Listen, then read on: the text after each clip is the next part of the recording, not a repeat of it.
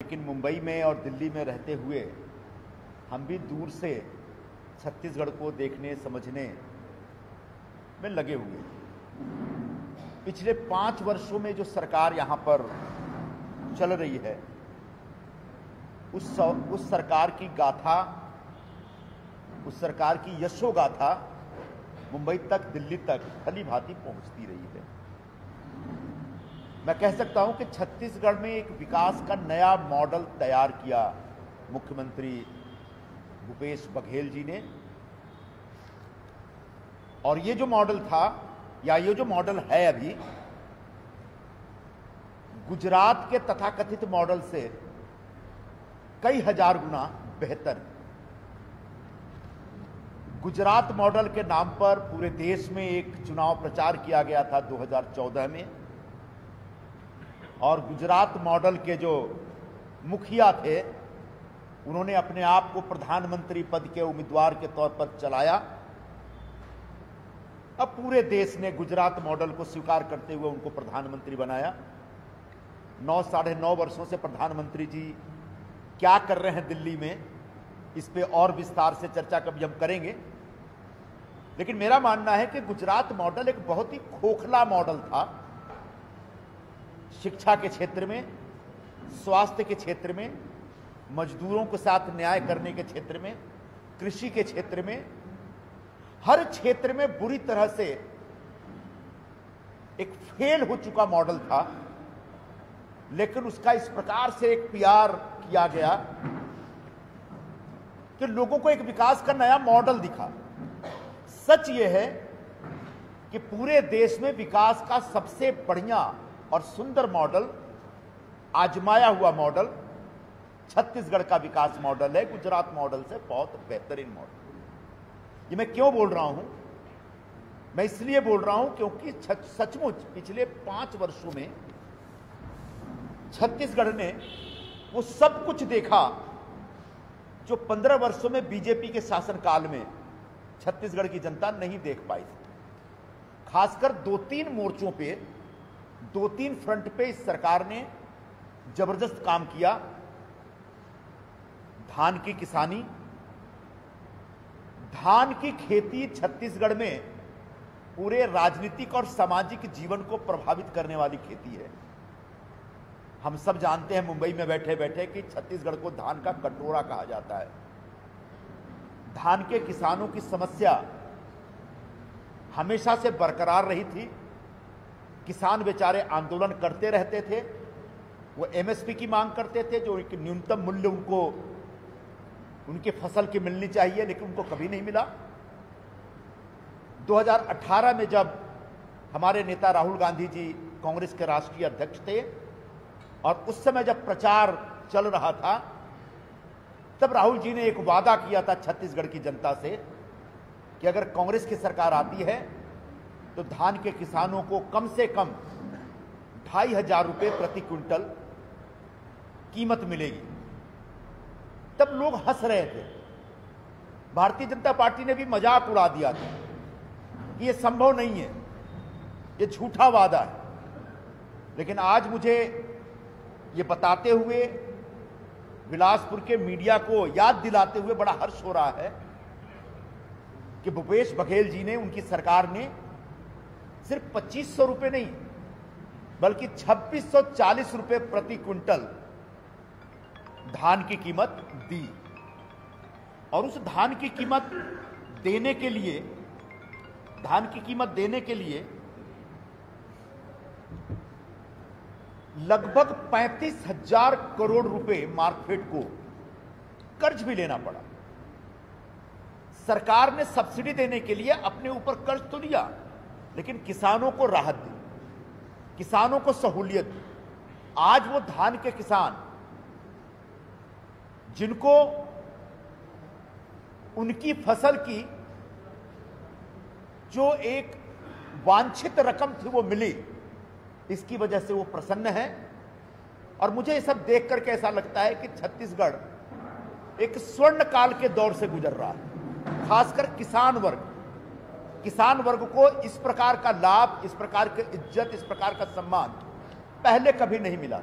इसके अतिरिक्त कई जो इनपुट मटेरियल होता है खेती के लिए, उसमें बड़े पैमाने पर लगभग 10,000 करोड़ के आसपास की सब्सिडी दी गई सरकार की तरफ से। तो धान के सेक्टर में, धान के फ्रंट पर, धान की खेती के फ्रंट पर सरकार ने जबरदस्त काम किया, जिसकी वजह से धान के किसानों के बीच एक जबरदस्त उत्साह है, जोश है इस चुनाव में।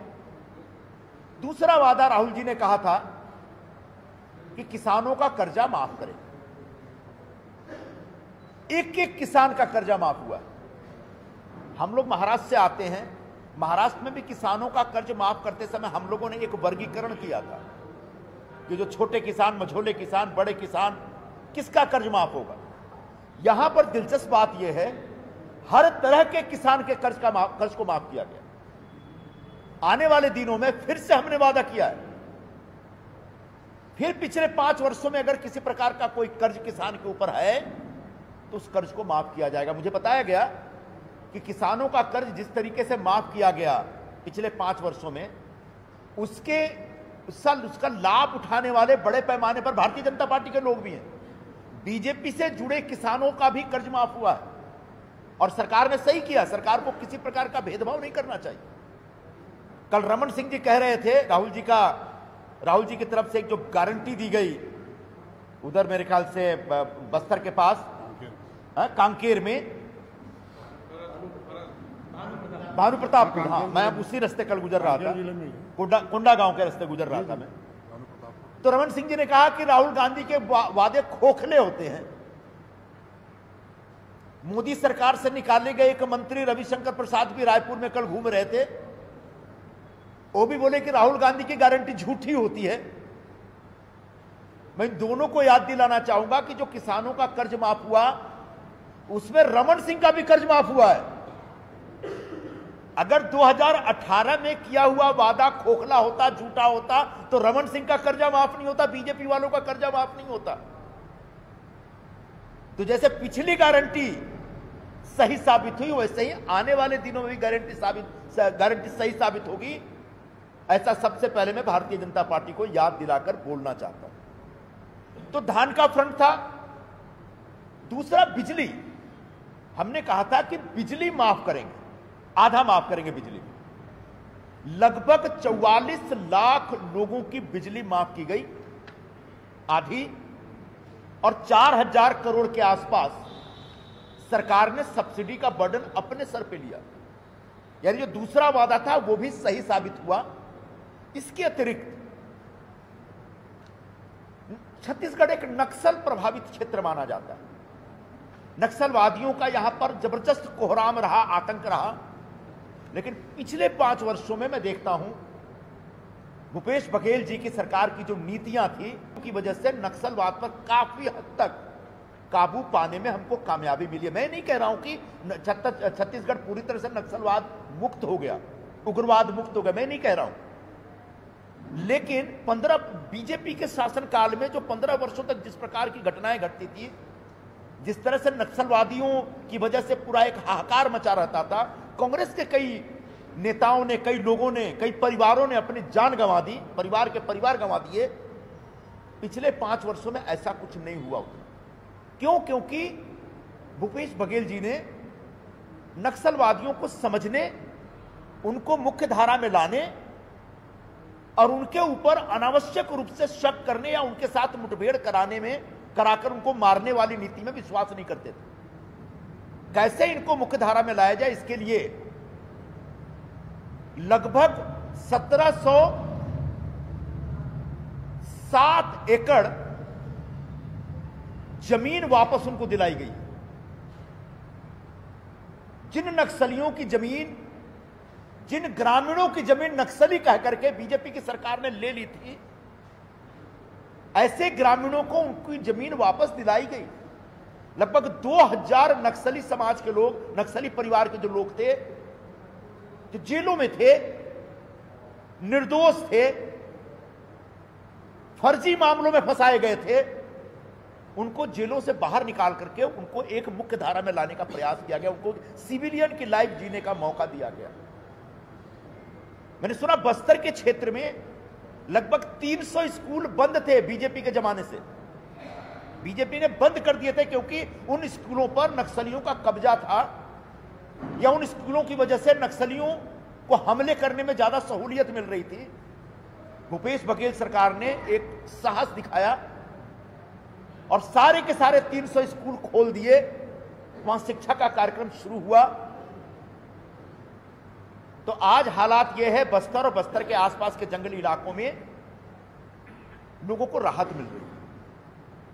गांव का समर्थन, गांव के लोगों का समर्थन नक्सलियों को नहीं मिल रहा है, और गांव के लोगों पर नक्सलियों का आतंक कम हो गया है। एक दो घटनाएं घटी है, मैं ऐसा नहीं मान रहा हूं, दंतेवाड़ा और मेरे ख्याल से और एक दो जगह ऐसी घटनाएं घटी हैं, लेकिन काफी हद तक नक्सलवाद पर नियंत्रण पाने में सरकार कामयाब हुई है। उसका दूसरा एस्पेक्ट आप देखेंगे, पूरे जंगली क्षेत्र में तेंदू का पत्ता एक बहुत बड़ा रोल प्ले करता है वहां के पूरे सामाजिक और राजनीतिक जीवन में। तेंदू का पत्ता चुनने, उसके व्यापार से जुड़े लोगों को कैसे सहूलियत मिले, उसको सरकार कैसे सपोर्ट दे, इसके लिए सरकार की तरफ से जो तेंदू का पत्ता प्रति बोरे 2,500 रुपए में खरीदे जाते थे, उसको 4,000 रुपए की गारंटी दी, 4,000 रुपए में खरीदने का काम शुरू किया। तेंदू पत्ता से जुड़े मजदूरों को ज्यादा से ज्यादा सपोर्ट देने का काम सरकार ने किया, जिसका नतीजा यह है कि बस्तर और जगदलपुर इलाके में काफी हद तक लोगों में एक संतोष है, नया जोश और उत्साह दिख रहा है। आखिरी बात जो सबसे महत्वपूर्ण है वो नौजवानों को लेकर के। पूरे देश की सबसे बड़ी समस्या अभी बेरोजगारी है। लगभग 22 करोड़ लोग बेरोजगार इस समय देश में है, ऐसा केंद्र सरकार का एक मंत्री लोकसभा में एक मेंबर ऑफ पार्लियामेंट के सवाल के जवाब में कहता है। सवाल यह था कि इस समय देश में कितने लोगों ने पिछले 9.5 वर्षों में आपसे नौकरी मांगी। उस सवाल के साथ एक दूसरा सब क्वेश्चन यह था कि कितने लोगों को आपने नौकरी दी। तो सरकार ने बताया कि 22 करोड़ लोग बेरोजगार और 7 लाख लोगों को नौकरी दी हमने। लगभग 8.5% के दर से बेरोजगारी बढ़ रही है देश में। ऐसे माहौल में छत्तीसगढ़ अकेला प्रदेश है पूरे हिंदुस्तान में जहां बेरोजगारी आधी फीसदी है। आधी फीसदी बेरोजगारी है इस समय। बेरोजगारों को, मैंने नौजवानों को रोजगार देने के क्षेत्र में छत्तीसगढ़ की सरकार ने एक जबरदस्त काम किया, जिसकी वजह से बेरोजगारी परिलक्षित नहीं होती। फिर बेरोजगारों को बेरोजगारी भत्ता, जो बच गए उनको बेरोजगारी भत्ता देने का काम, लगभग 2100 रुपए प्रति माह बेरोजगारी भत्ता देने का काम सरकार की तरफ से रेगुलर चल रहा है। महिलाओं, नौजवानों, किसानों, मजदूरों, इनको अलग अलग सोशल सिक्योरिटी कार्यक्रम के तहत जो पैसे दिए गए, जो उनके खाते में पैसे गए, ऐसे लगभग 2.25 लाख करोड़ रुपए छत्तीसगढ़ की सरकार ने पिछले 5 वर्षों में अलग अलग योजनाओं के माध्यम से समाज के जो ये एकदम से तकलीफ में रहने वाला वर्ग है, इस वर्ग को मदद करने का प्रयास किया गया। इसलिए मैं कह रहा हूं कि छत्तीसगढ़ एक स्वर्ण काल युग से गुजर रहा है। छत्तीसगढ़ में भूपेश बघेल जी की सरकार ने हर वर्ग को राहत देने, हर वर्ग को ताकत देने और हर वर्ग को विकास की मुख्य धारा में लाने का एक जबरदस्त प्रयास किया, कामयाब प्रयास किया। कंप्लीट कर लेने दीजिए, कंप्लीट कर लेने दीजिए। आपके सवाल का सवाल लूंगा मैं। आप बोर हो रहे? बोर मत होइए। आखिर 2-3 बातें और करूंगा, उसके बाद मैं समझता हूं कि प्रेस के जो लोग होते, मैं भी प्रेस वाला हूं बेसिकली। आपको पता होगा 20 साल मैंने जर्नलिज्म किया, एडिटर रहा हूं, तो बड़ा एक इंपेशेंस होता है हमारे अंदर। तो 5 वर्षों में मोदी सरकार की जो अपनी रिपोर्ट आती है प्लानिंग कमीशन की, जिसको नीति आयोग अब कहते हैं वो लोग, उस नीति आयोग के लेटेस्ट रिपोर्ट में यह स्वीकार किया गया है कि पिछले 5 वर्षों में भूपेश बघेल जी की सरकार ने 40 लाख लोगों को गरीबी रेखा से ऊपर उठाया। ये एक दूसरी बड़ी उपलब्धि इस सरकार की है। तो आदिवासी समाज को, महिलाओं को, युवाओं को, गरीबों को, किसानों को, सबको पूरी ताकत देने के बाद अब सरकार दोबारा वोट मांगने के लिए लोगों के बीच उतरी है। मैं आपसे यह अपील करने आया हूं, आपके माध्यम से बिलासपुर की जनता से, बिलासपुर के आसपास के लोगों से यह अपील करने आया हूं कि एक सरकार ने पिछले 5 वर्षों में जबरदस्त काम किया है। इस सरकार को एक बार और मौका मिलना चाहिए और एक बार और मौका मांगने के लिए 2-3 और नई बातें, नए वादे लेकर हम आपके बीच आए हैं। पहला वादा है कि जो कर्जा रह गया, पिछले 5 वर्षों में जो नए कर्ज हुए, उस कर्ज को भी पूरी तरह से माफ किया जाएगा। लगभग 50 लाख गरीब परिवारों को फ्री में घर देने का विचार है। यह कांग्रेस का दूसरा वादा है इस इलेक्शन में। प्रति एकड़ 20 क्विंटल धान मिनिमम खरीद करने की सरकार की जिम्मेदारी, सरकार का वादा है। धान के किसानों से 1 क्विंटल की कितनी यील्ड आपकी होती है,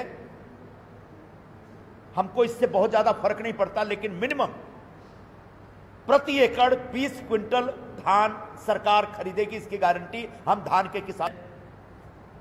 कल राहुल जी ने जो घोषणा की, जिसके ऊपर बीजेपी के लोग बरस पड़े हैं, from KG to PG, KG से लेकर पोस्ट ग्रेजुएट क्लासेस तक सबको फ्री में एजुकेशन देने का प्लान है।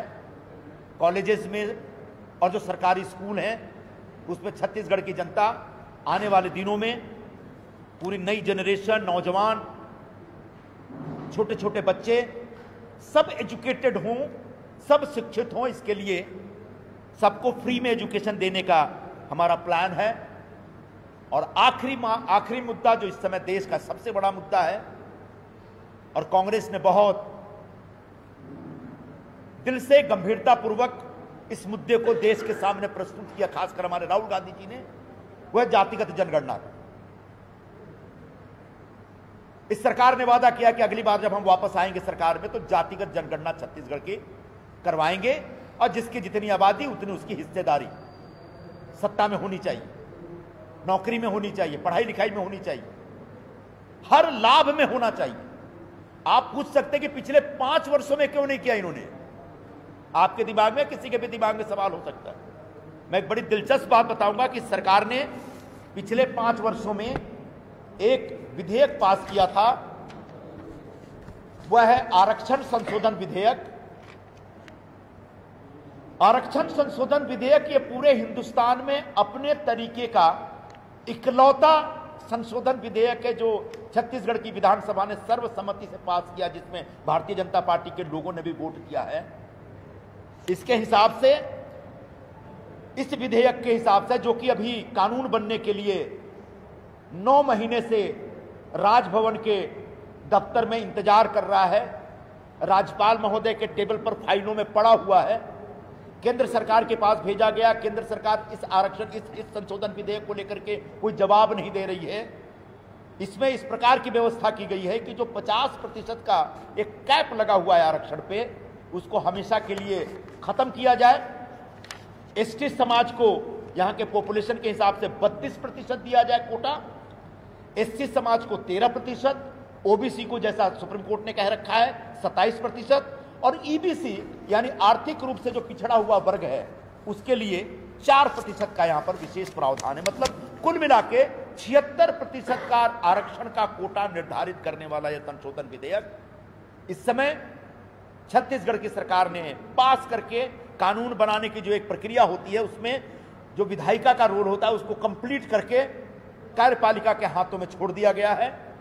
और चूंकि 2011 में हम लोगों ने जातिगत सर्वेक्षण कराया था, इसलिए हम लगातार इंतजार कर रहे थे कि मोदी सरकार इसको जाहिर करेगी। आखिरकार अब जाकर के सरकार ने कहा कि हम इसको जाहिर नहीं करना चाहते हैं, इसलिए तब हमने जातिगत जनगणना नहीं की। अब जातिगत जनगणना करेंगे। और यह कानून, अगर भारतीय जनता पार्टी आरक्षण के संबंध में थोड़ा भी सीरियस है, सिंसियर है, तो इस कानून को छत्तीसगढ़ विधानसभा द्वारा पारित इस विधेयक को, संशोधन विधेयक को तत्काल कानून बनाने के लिए हमारी मदद करें, हमको अपनी सहमति दे, राजभवन को संदेशा भेजे, ताकि छत्तीसगढ़ के एसटी समाज, एसटी समाज, जो आदिवासी समाज, हमारे दलित समाज हैं, जो ओबीसी समाज हैं, और इकोनॉमिकली बैकवर्ड क्लास, वो क्लास जो ओबीसी नहीं है, दलित नहीं है, एससी नहीं है, एसटी नहीं है, भले सवर्ण हो लेकिन आर्थिक तौर पर बहुत कमजोर है, उसको भी समाज में आगे आने का, मुख्य धारा में आने का एक मौका मिलना चाहिए। इसके लिए इस विधेयक को पास करने का इंतजाम होना चाहिए।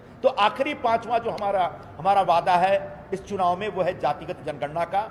जातिगत जनगणना से सब कुछ एकदम से सारा चमत्कार हो जाएगा ऐसा नहीं है, लेकिन निश्चित तौर पर जो नियम, कानून, कायदे, पॉलिसी, जो योजनाएं हैं, उन योजनाओं का लाभ सचमुच लोगों तक मिल रहा है, नहीं मिल रहा है, कौन समाज कितना बड़ा है, कितना बड़ा वर्ग है, उसके लिए उन योजनाओं को उस हिसाब से बनाया जाना चाहिए। इसके लिए जातिगत जनगणना बहुत आवश्यक है। तो ऐसे 5 मांगों को लेकर, 5 वादों को लेकर के हम लोग इस बार इस चुनाव में उतर रहे हैं। मैं आपके माध्यम से, आपने इतना पेशेंस से, धैर्य के साथ मेरी बातें सुनी, इसके लिए धन्यवाद देता हूं और आपके माध्यम से बिलासपुर की जनता से अपील करता हूं कि हमारे सभी विधायकों को, हमारे सभी विधायक के उम्मीदवार जो हमारे हैं कांग्रेस पार्टी के, उन सारे उम्मीदवारों पर विश्वास जताएं और भूपेश बघेल की सरकार ने जो पिछले जो 5 वर्षों में काम किया, उस काम के ऊपर एक मुहर लगा करके आने वाले दिनों में एक बार फिर कांग्रेस को सरकार में आने का मौका दें। अब बताइए, सबसे पहले इनसे पूछ लेते। हाँ, टिकट वितरण में जो तेरा मेरा इसका उसका चला और अनपेक्षित दावेदार भी सामने आ गए, तो ऐसी स्थिति में जो स्थिति बिगड़ी हो तो आप कैसे मैनेज करेंगे? देखिए, हम लोग पॉलिटिकल पार्टी के लोग हैं, पॉलिटिकल वर्कर हैं और हर पॉलिटिकल वर्कर चाहता है कि उसको चुनाव लड़ने का मौका मिलना चाहिए, इसमें कुछ गलत नहीं। पॉलिटिकल वर्कर चुनाव ही लड़ेगा, चुनाव नहीं लड़ेगा तो करेगा क्या? तो नीचे से लेकर ऊपर तक के, छोटे से लेकर बड़े तक के सभी कार्यकर्ताओं की अपेक्षा होती है कि मौका मिलना चाहिए चुनाव लड़ने का। लेकिन अंततः हम सब एक डिसिप्लिन वर्कर हैं पार्टी के अंदर के, और इसलिए जब टिकटें जब वितरित होती हैं तब पार्टी एक सभी जो उसके सभी फैक्टर्स होते हैं, उन फैक्टर्स को ध्यान में रखने के बाद जो एक विनेबिलिटी फैक्टर इंपॉर्टेंट होता है, उसके आधार पर एक टिकट तय किया जाता है। उसमें चुनाव लड़ने के लिए व्यक्ति एक ही होगा, पार्टी का उम्मीदवार एक ही होगा, दावेदार 10 होते हैं। अब 10 लोगों को तो टिकट दिया नहीं जा सकता, इसलिए एक को टिकट मिलता, 9 नाराज हो जाते हैं। उस 9 में से कुछ लोग हम समझा लेते हैं, कुछ लोग बेचारे समझ नहीं पाते। लेकिन अंततः आज यहां छत्तीसगढ़ में कांग्रेस की एक जबरदस्त लहर है और इस लहर में जो कांग्रेस के उम्मीदवार के खिलाफ जाएगा वो कहीं ना कहीं नुकसान में रहेगा। इसलिए बेहतर होगा जिसको टिकट नहीं मिला वो कांग्रेस के साथी के साथ खड़ा हो, एक डिसिप्लिन और अच्छे कांग्रेस कार्यकर्ता के तौर पर कांग्रेस के उम्मीदवार के साथ काम करे और कांग्रेस की सरकार दोबारा आए इस दिशा में प्रयास करे। एक बार इनको पूछ लेते हैं। हाँ,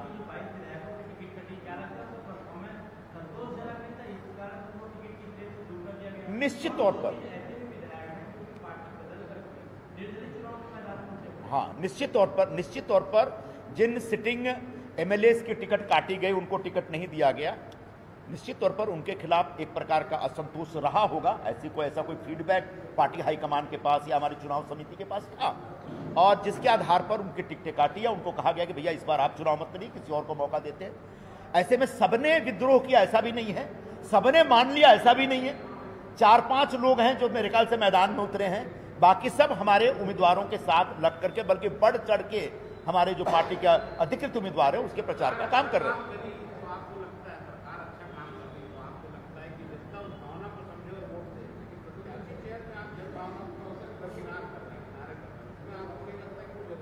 नहीं, आपका सवाल सही नहीं है ये। जिस उम्मीदवार की टिकट काटी गई या जिस सिटिंग एमएलए की टिकट काटी गई, जिस विधायक को कहा गया कि भैया इस बार आप चुनाव मत लड़िए, निश्चित तौर पर उसके बारे में एक इंटरनल फीडबैक, पब्लिक का फीडबैक पार्टी के पास था, जिसके आधार पर यह फैसला किया गया। मतलब वहां भी जनभावनाओं का सम्मान करते हुए ही पार्टी ने एक फैसला किया।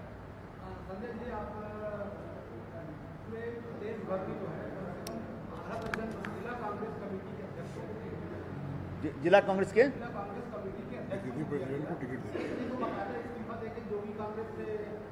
डीसीसी प्रेसिडेंट को 6 लोगों को हमने टिकट दे दिया। वहाँ पे प्रेसिडेंट नियुक्त नहीं हो जाएगा। अभी तो ऐसा है, अभी तो टिकट अनाउंस हुआ है, अभी नॉमिनेशन वगैरह भरने का की प्रक्रिया चल रही है। लेकिन जहाँ के भी डीसीसी प्रेसिडेंट ने विद्रोह किया या फिर वो एक रिबेल कैंडिडेट के तौर पे चुनाव लड़ रहा है, निश्चित तौर पर वहां पर तात्कालिक तौर पर कोई व्यवस्था होगी और किसी न किसी को चुनाव संचालन का प्रभारी बनाया जाएगा।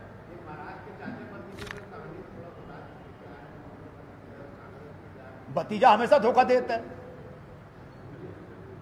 पहले भी दिया था, शिवसेना में भी। नहीं, मिले हुए नहीं, मिले हुए। हाँ,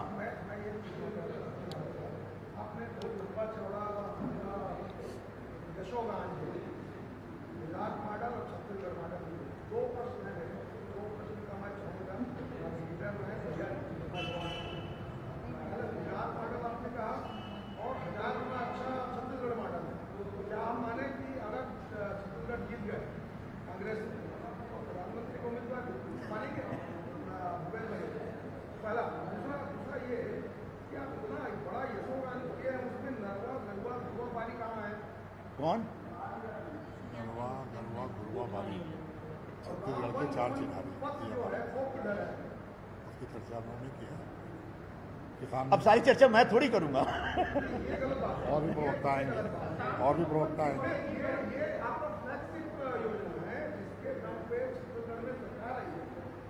क्या खुद बोल रहे हैं उसके बारे में? इसी में किसान में शामिल है। बेसिकली देखिए,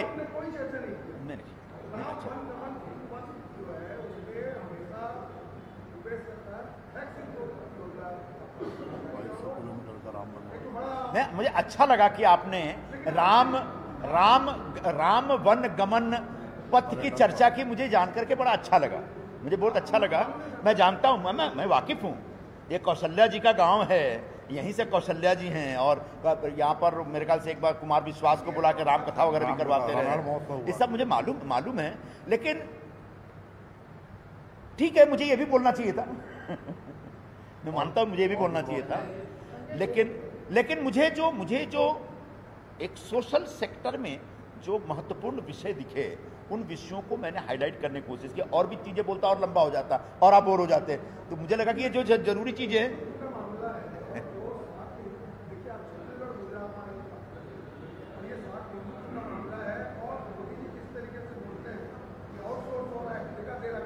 हाँ?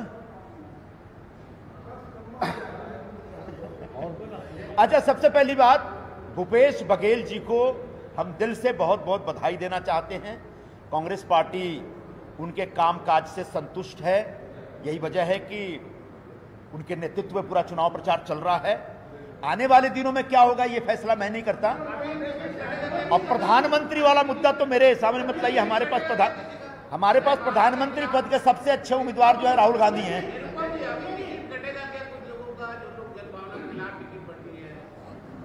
मुझे नहीं लगता, मेरी जानकारी से बाहर की बात है।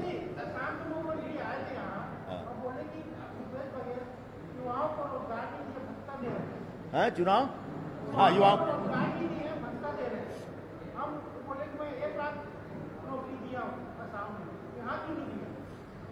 अभी उनको मुख्यमंत्री बने जुम्मा 4 दिन हुआ है और 1 लाख लोगों को नौकरी दे दिए। मतलब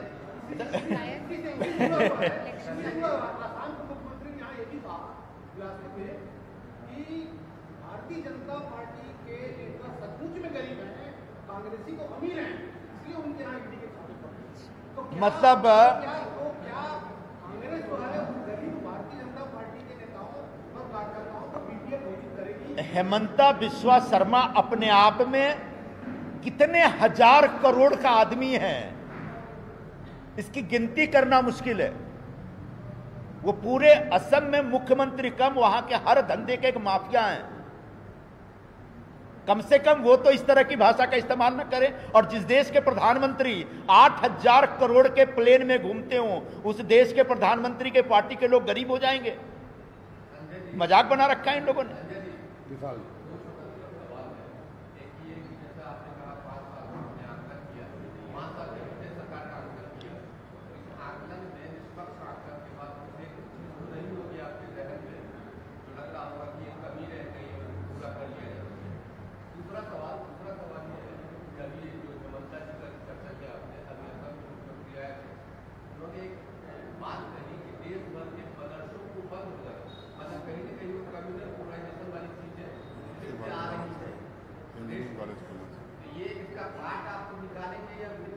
देखिए हमारी जो सोच है, कांग्रेस पार्टी की जो सोच है